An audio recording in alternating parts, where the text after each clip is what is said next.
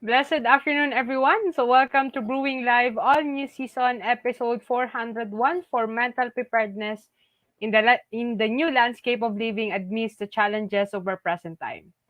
So, Brewing Live is a community service of DCAP Copper Republic, the home of certified CACC life coaches and the coaching hub of Life Coach Philippines. We are now brewing Wellness Connection and we are doing Radical Healing series for this month of August. And today's live streaming is dubbed as Try Again. This live streaming is in partnership with Life Coach Philippines. Our heart here as a game changer is to brew mental fitness in your space and help nurture holistic mental health for you and the people that matter most to you. So shout out to all our coaching community and to fellow kindred coaches serving in this corner of the digital space in advancing life coaching ethically and authentically. Giving is a lifestyle that never goes out of style.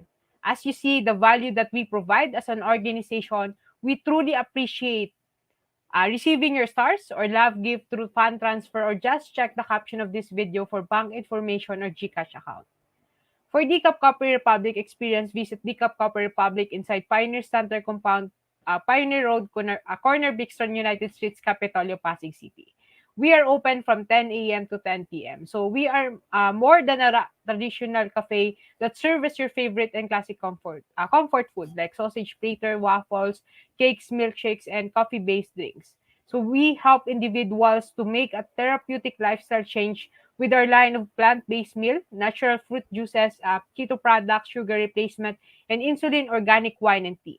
So Digap Cup Republic is also the exclusive distributor of David's Faith Insulin Wine and tea area of Mandaluyong and Parañaque. So our hashtag Save One campaign against diabetes is ongoing, and we invite you to join us as resellers and brand ambassadors to help raise awareness of the sugar regulator products to help the debilitating symptoms effects of diabetes. So please check our Facebook page for the menu of the sumptuous meal and refreshing drinks or connect with Coach Rezzhel to 0917-5861-661 to partner with Decaf Copper Republic in advancing health and wellness in your space. So if you just join us in, welcome and thank you for being here. So you may circulate the link of this video to invite your friends to watch with you. You may also tag them in the comment below and give them some shout out, thumbs up, encouragement, motivation, and best just acknowledge and express gratitude. So if you are one person who desires to experience transformation in areas of health, wealth, and relationship, then I invite you to join us inside B Learning Society as one of the mental model collectors with full access pass to monthly mental model masterclass of Master Coach that is exclusive for B Learning Society members only. For this month, our masterclass is on Thought Automation Mental Model. So save the date on August 22, Monday at 7:30 p.m. Let's learn the mental model that can help you to automate our thinking process so that we can leverage the power of intuition. So B Learning Society is the tent maker of the B Learning Homes for Mental Fitness. And on top of the food and beverage discount we enjoyed from Decaf Cup Republic, mental model collectors also benefit from 90-minute free coaching session with senior coaches from Life Coach Philippines. So for more information about how you can join us inside the B Learning Society, you can connect with Coach Rezzhel through 0917-586-1661. And we are now diving into today's conversation, Try Again. Please do tag your friends, forward this video link, and invite others to join our conversation on radical healing. So if this is the first time na nakita niyo po ako sa Brewing Live or here live in the Cup Republic page, I am Life Coach Tricia from Life Coach Philippines. I am a certified co-actively co-create life coach and mental health coach by Master Coach A. I'm also part of the Coach A Tribe Speaker, so I'm also one of the scholar from the Coach A Tribe Speaker. That is a public speaking class where we learn and train to really become a public speaker. But I also learn to really how I can express myself through public speaking. And I'm also a master builder apprentice of Master Coach A. So we build tribe to help your unstoppable dream come true. I'm a mental model collector inside the Be Learning Society, like I've mentioned earlier. We've been learning different mental models like since May 2021. And it really helped me to really understand myself by understanding ano ba yung thought process ko at the same time, what are my own perspective. Like to really understand ano ba yung perspective na nakakatulong sa akin or yung ginagamit ko na talaga. And at the same time, ano din yung mental model na pwede ko pang gamitin so that I can really understand myself and how I can respond on each situation na nangyayari sa paligid ko. I'm also the founder and creator of Express to Dream Big Again coaching community, and my mission here is to really create a safe space for you and for the people that matters to you.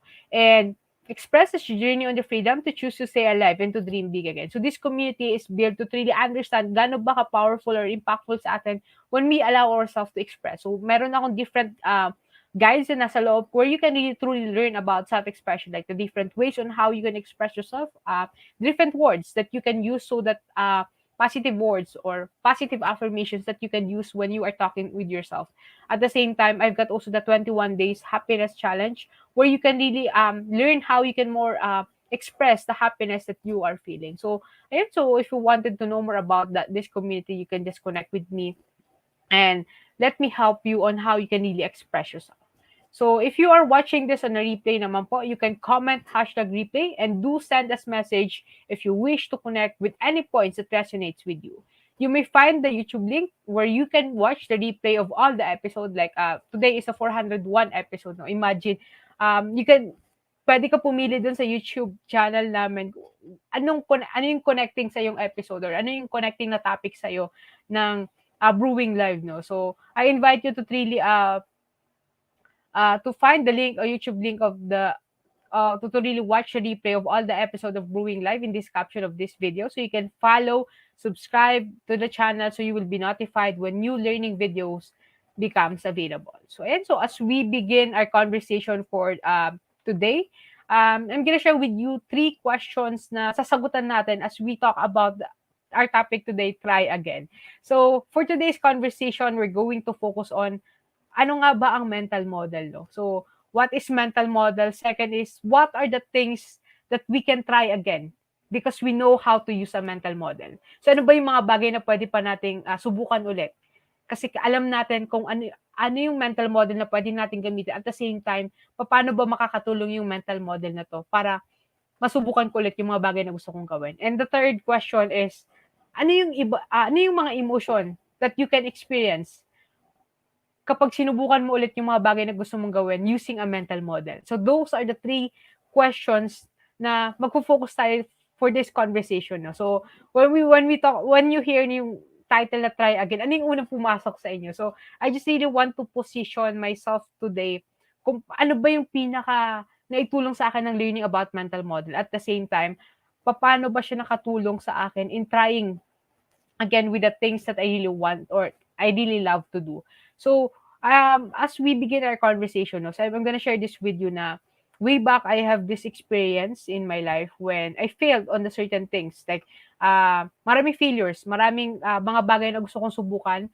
But, nung nag-fail ako, nung unang first time ko siya tinry, na nag-fail ako, parang hindi ko na inala ulit yung sarili ko na itry siya. At the same time, ang naging mindset ko nun is parang, feeling ko hindi to para sa akin. So, hindi ko na siya itatry ulit, no? So, kaya, lagi ko sinasabi sa sarili ko na kapag nag-failed pa lang, yung unang try ko pa lang sa isang bagay, sinasabi ko sa sarili ko na this is not for me. So, are you also person like that na kapag may tinry kang bago and hindi siya kaagad nag-work, sinasabi mo na kaagad sa sarili mo at sa tao na kapaligid sa'yo na, okay, this is not for me. Kasi hindi siya nag-work at nung first try ko. Kasi usually we've got, meron tayong ganun na mindset. Like, I guess, sa circle of friends na meron ako, kadalasan ko siyang naririnig and kadalasan ko din siya nasasabi, no, na kapag hindi nag-work yung isang bagay na, like sabi ko, sige, itatry ko siya. Pero pag hindi siya nag-work, magi-give up na ako easily, no. So have you ever felt that you wanted something so bad, but when you try, pero nung trinay mo siya, nag-fail siya. And naramdaman mo na, this is not really for me. So, naramdaman mo na ba siya? You just feel free to express in the comment section below, no? So, this is a safe space where you can really express yung thoughts mo at the same time yung mga sagot mo sa question ko, no? So, just feel free to share it and express it po sa comment section below. So, while nire-remember mo pa po yung mga ganong experiences na kung saan naranasan mo na nung tinry mo siya, nag-fail siya, tas dahil doon ayaw mo na siya i-try ulit. I'm gonna share with you ano nga ba yung mental model, no? So, for the past months, since last year, May 2021, we've been learning mental model inside the Be Learning Society po. And this one is the first time na natutunan ko yung mental model. And um, kung isipin, mahirap siyang, pag-aralan, no? But when you are learning from a safe space, yung meron kami sa Be Learning is, napaka-powerful siya kasi it really empower you na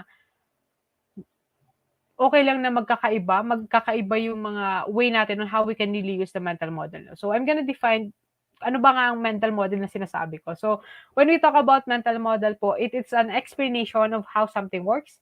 It is a concept, a framework, or a worldview that you carry around in your mind to help you interpret the word that you carry around in your mind to help you interpret the word and understand that relationship between things. So when we talk about mental model, it's also a personal, internal representations of external reality that people use to interact with the world around them. So they are constructed by individuals based on their unique life experiences, perception, and understanding of the world. So there's a lot of people na meron pong where they constructed a mental model and they share it to other people para paano din nila pwede magamit yun. At the same time, para mas maintindihan ng mga tao nakapaligid sa kanila, ano ba yung concept na ginagamit nila and to become a successful.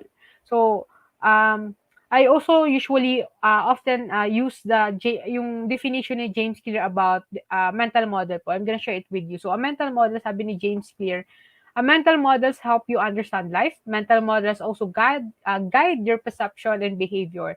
They are the thinking tools that you use to understand life, make decisions, and solve problems. So, he also said that learning a new mental model gives you a new way to see the world, like a new perspective kung paano mo pwedeng makita yung world na nakapaligid sa'yo.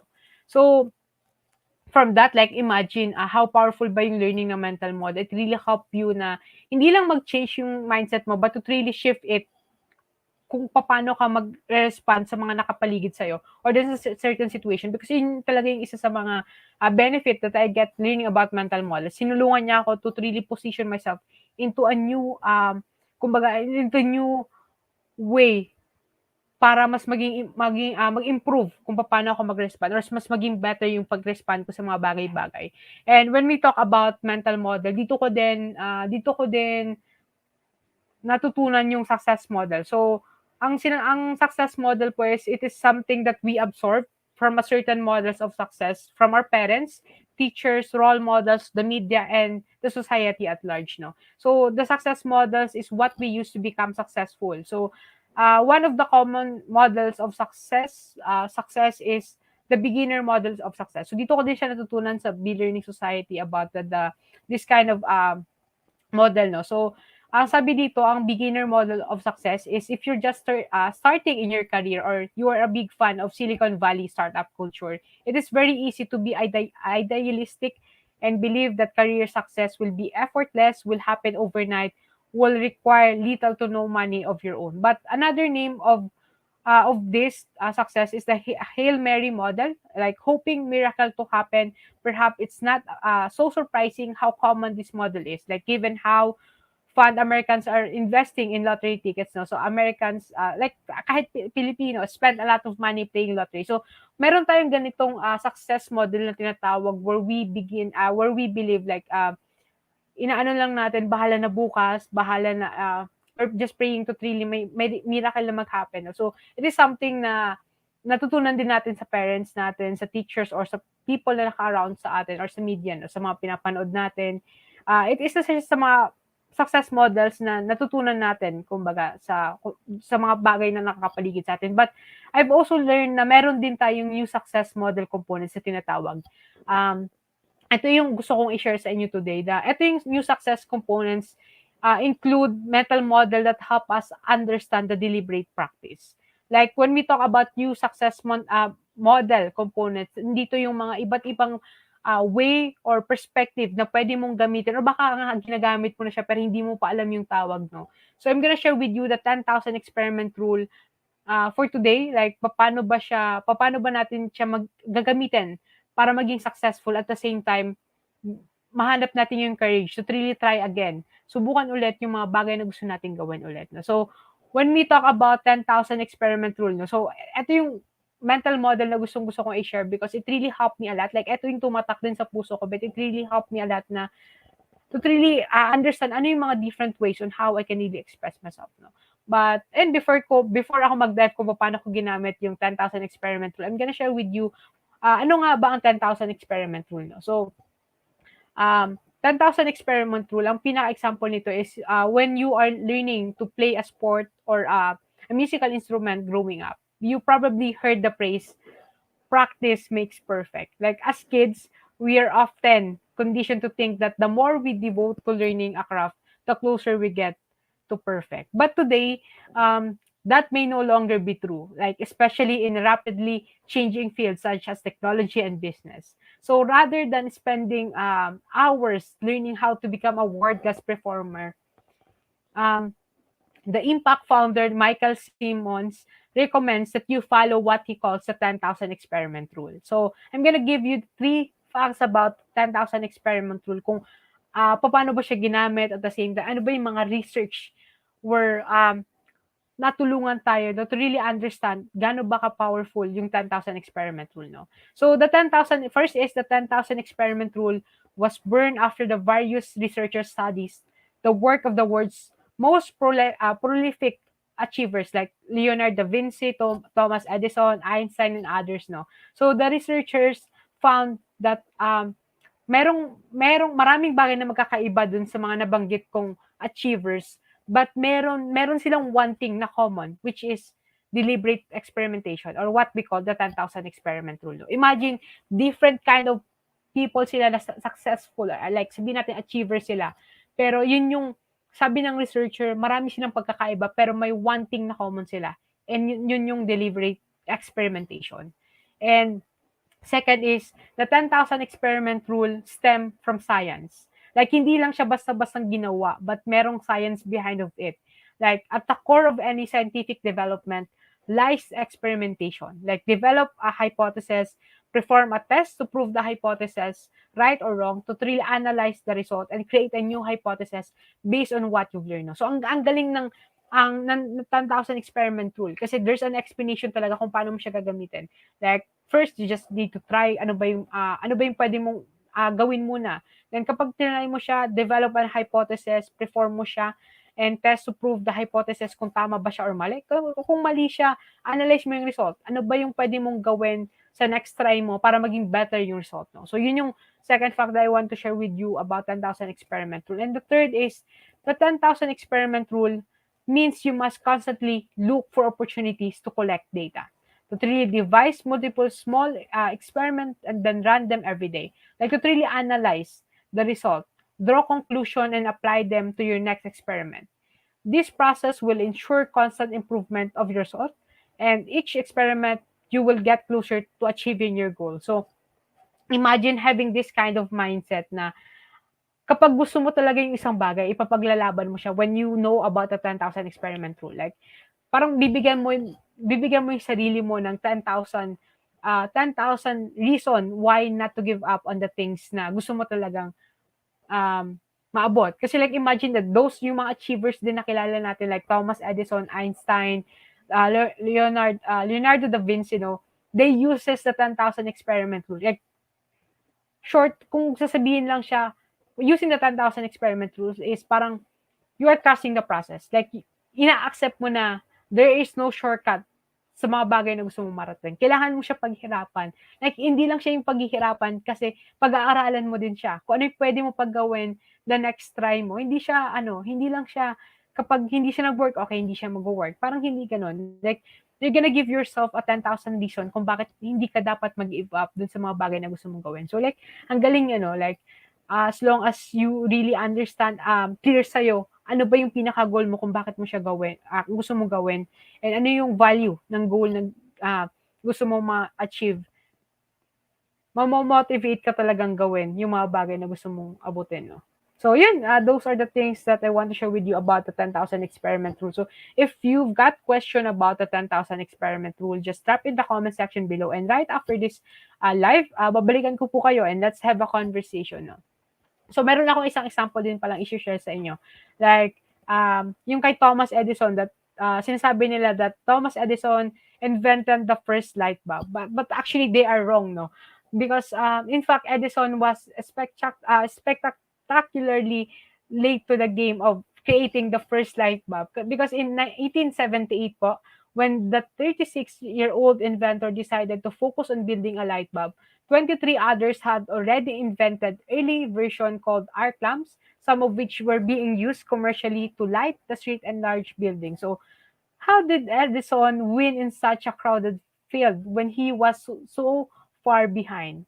So, ayun parang nakakataka na marami ng mga taong nagpo-produce nung light bulb that time but tumatak sa kanila si Thomas Edison. So, according to the research, no, so he and his team spent a year working day and night doing thousands of experiments. Edison created the light bulb for everyday use after a year of doing thousands of experiments, working day and night. See, he is the American greatest inventor with 2,332 patents on his name. So imagine, kahit marami ng taong gumagawa ng mga gusto mong gawin din, as long as give yourself thousand of experiment, mas tatatak sa kanila yon. Like, kasi marami na ngang gumagawa ng light bulb that time. Pero si Edison, he was the first person who created the light bulb for everyday use. So, imagine that, like, gaano ka-powerful din yung binibigay sa'yo ng mindset na 10,000 experiment rule, no?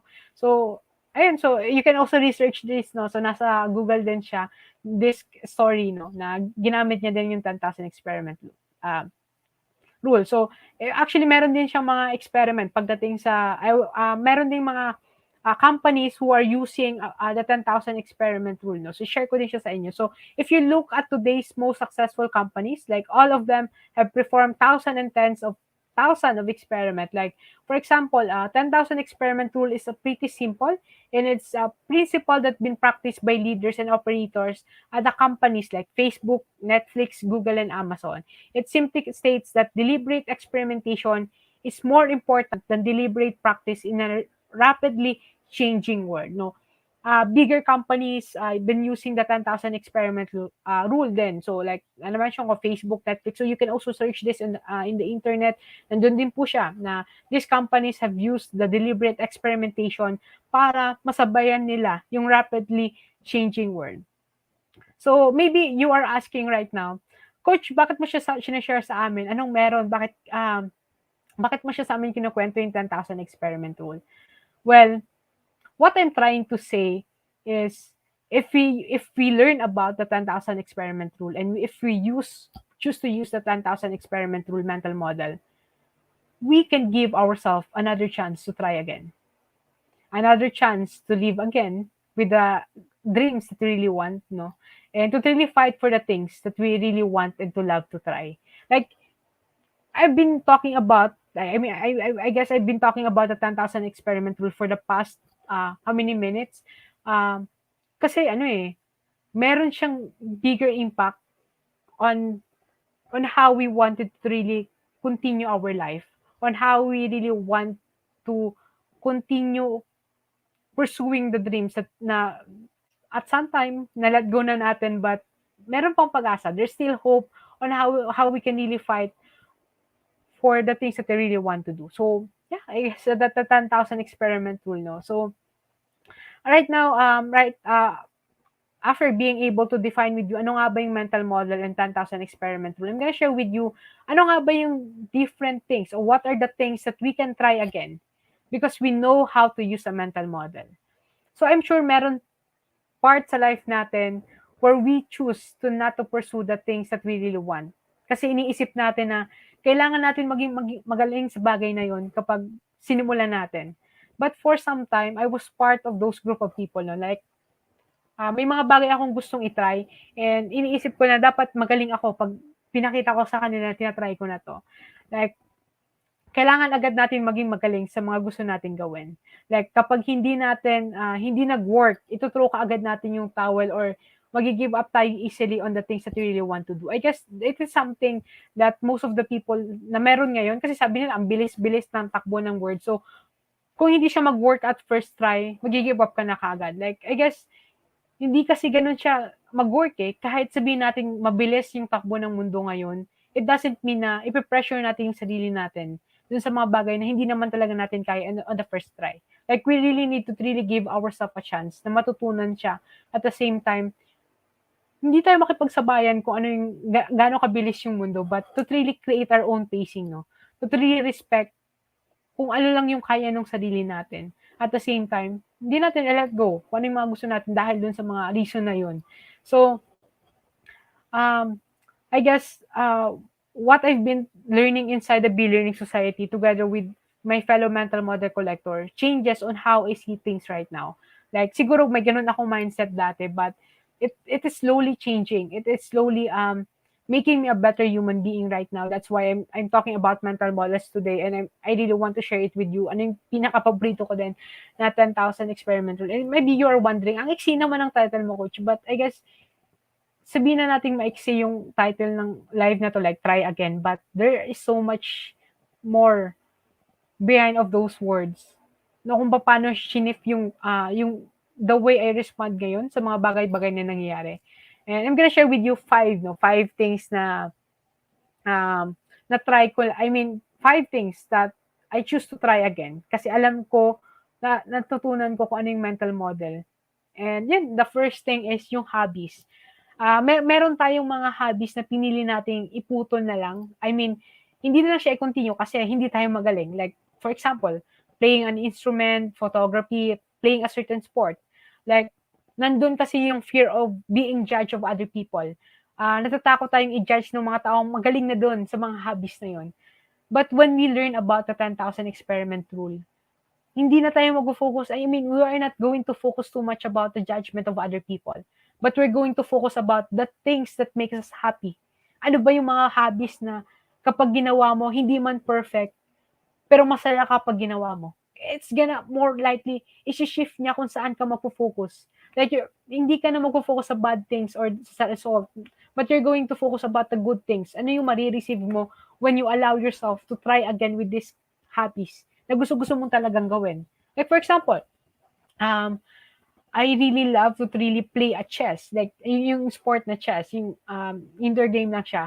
But, na-let go ko siya kasi maraming tao na mas magaling sa akin. But the point is, hindi ko naman kasi siya gustong gawin kasi gusto ko yung pinaka maging magaling. Gusto ko lang maramdaman yung joy na kapag naglalaro ako nun. To be reminded the joy that I can feel kapag naglalaro ako nun. So, that is one of the thing that I choose to try again because I know the 10,000 experiment rule. The different mental models that I have. Like, for example, like photography.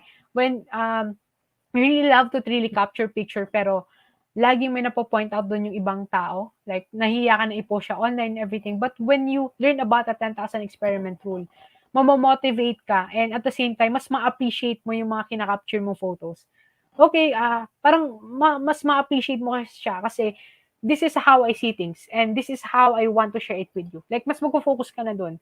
You're not gonna focus about other people na mas magaling sila kaya hindi ko to ipopost. So that is one of the thing that you can try again when you know how to use or you alam mo kung ano yung mental model. Second is relationship.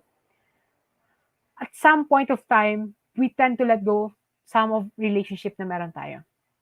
We are afraid to try again na maging better dun sa relationship. I'm talking about general relationship like a relationship with a friend, a relationship with the people around you, a relationship with the people that you love. So, when you learn about the 10,000 experiment rule, mafi-figure out mo din na meron kang iba't ibang way on how you can really become better dun sa relationship, no?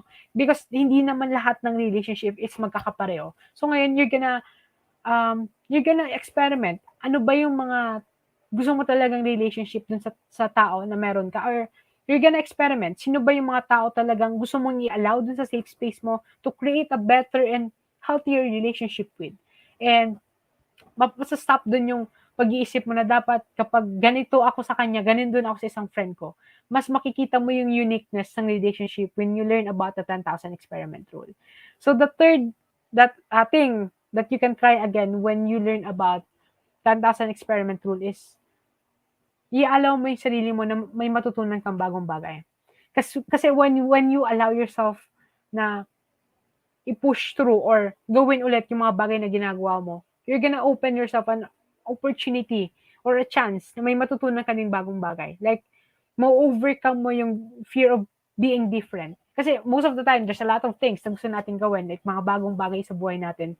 Pero natatakot tayo maging kakaiba sa mga tao nakapaligid sa atin. But when we learn about the 10,000 experiment rule, ma-realize mo doon na meron tayong iba't ibang way on how we can really allow ourselves to feel the joy, the love that we really want to experience. And yun, there's always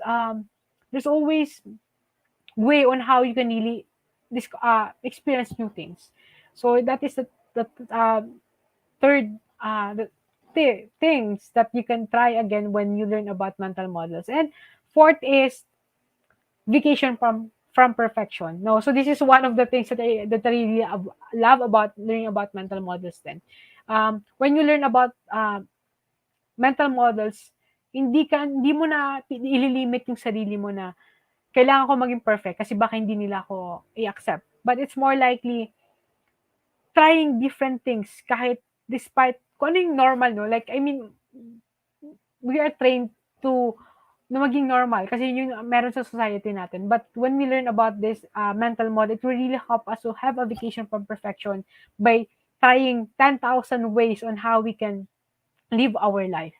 And the fifth thing that I want to share with you is when you learn about the 10,000 experiment rule, you're gonna respect your own journey. Like, you're gonna stop comparing yourself from other people's journey, kung paano nila na-receive to, paano, bakit ganun kabilis sa kanila na na-receive yung mga bagay na gusto mo din sana, but sa'yo ang tagal-tagal. So, I guess that is one of the important thing na natutunan ko sa being able to learn about the mental models, especially the 10,000 experiment rule is, I choose to respect my own journey and I stop comparing myself to other people, and I stop pleasing other people to really like kung ano ako or somehow. So those are the things that I really want to share with you for today.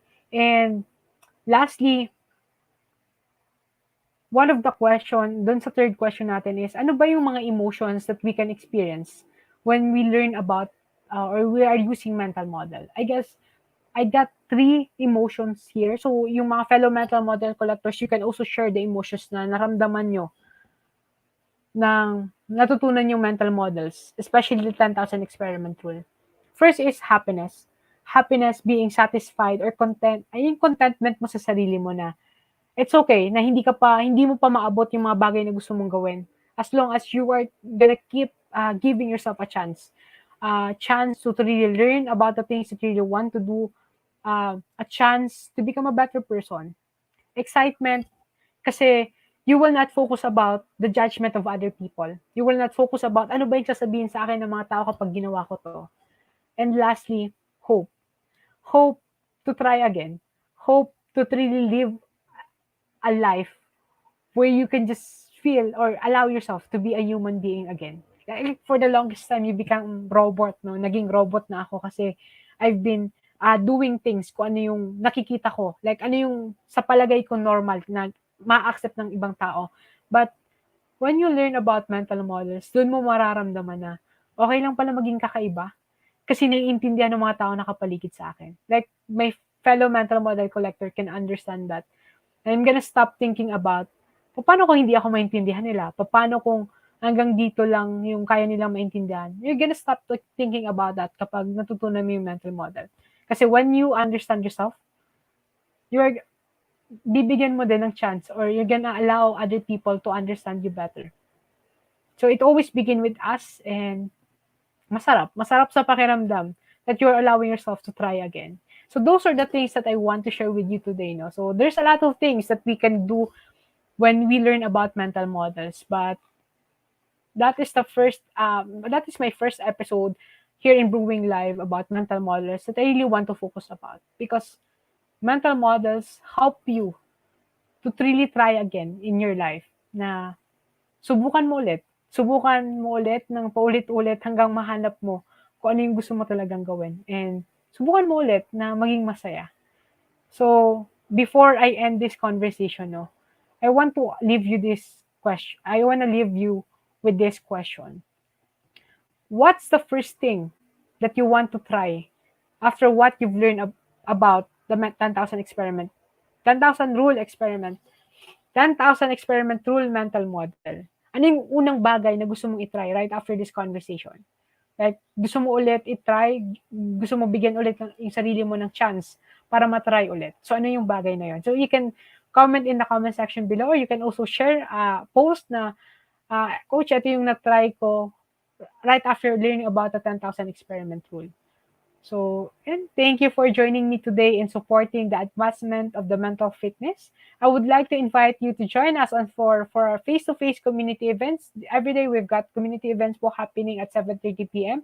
So we've got Comfy Sunday, Sundays for Life with Coach Sean, Nurturing Monday, Walk Along with Coach Teen, Groove Tuesday, it's all about habits with Master Coach Min, Purpose Wednesday, a way in a day with Coach Rezzhel, Strengthening Thursday, Coaching for the Soul with Master Coach A, and Fab Saturday, Open Mic with Coach Orville. No? So, for today, close po ang DCAP. So, I'm gonna invite you to join us on Saturday with Open Mic with Coach Orville. No? So, na-excite na ako kasi may mga song na ako ni-ready once na nakapag-visit ulit ako sa DCAP for the Fab Saturday. No? So, ayan, so if you are interested to become a professional service provider, either as a life coach or a mental health coach like us, connect with Coach Rezzhel to 0917-586-1661 to know more about the Co-Actively Co-Create Life Certification Program by Master Coach A.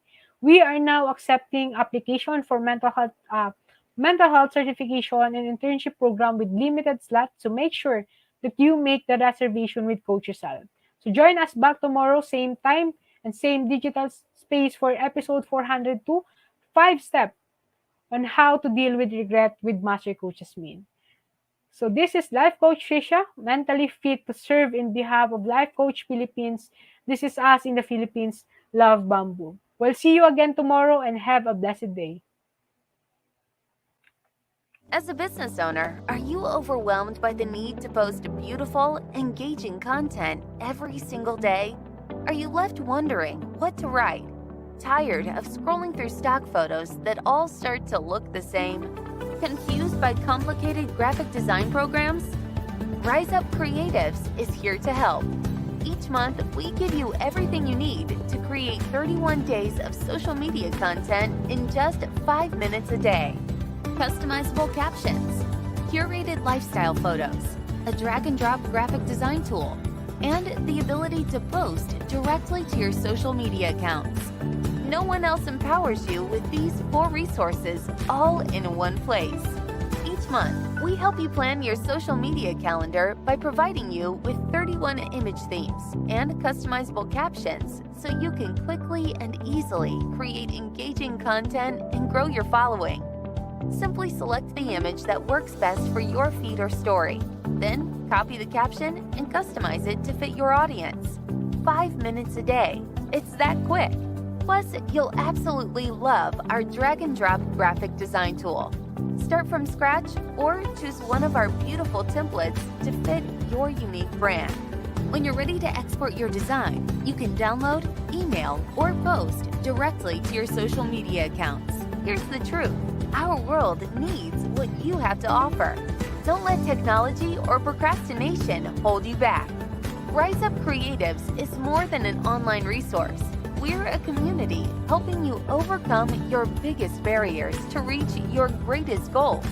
We're here to help you rise up and be creative.